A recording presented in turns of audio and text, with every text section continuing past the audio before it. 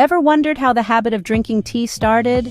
It's a tale that stretches back over 5,000 years, to the reign of Chinese Emperor Shennong in 2737 BC. As legend has it, the genesis of tea was the result of a happy accident. While the emperor was purifying water by boiling it, a stray leaf from the nearby Camellia sinensis plant drifted into his pot. Intrigued by the pleasant aroma emanating from the concoction, Emperor Shennong decided to taste it. The resulting brew was so refreshing that it quickly became a staple in his royal court. But it wasn't just the taste that was appealing. Early on, tea was revered for its medicinal properties, and it wasn't long before it evolved from a royal elixir to a common beverage, enjoyed by all classes of Chinese society. So the humble beginnings of tea started with an accident, and then it slowly turned into a daily habit. But tea didn't stay confined to China, did it? The simple yet complex beverage began its journey to the world stage in the 6th century.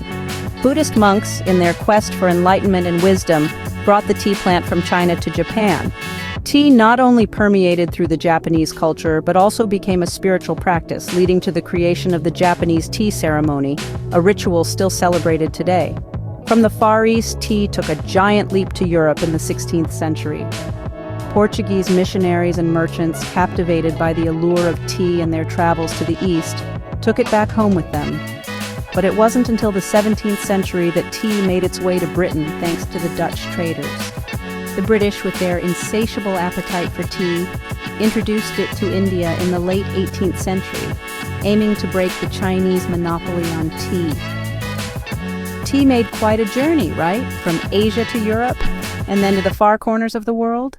Did you know tea played a significant role in shaping history?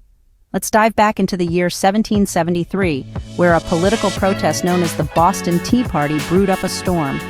American colonists, disguised as Mohawk Indians, dumped 342 chests of tea into the Boston Harbor as a protest against the British tax on tea. This iconic event was a catalyst for the American Revolution and marked a significant turning point in history. Now, let's take a leap to the other side of the globe, to China during the mid-19th century.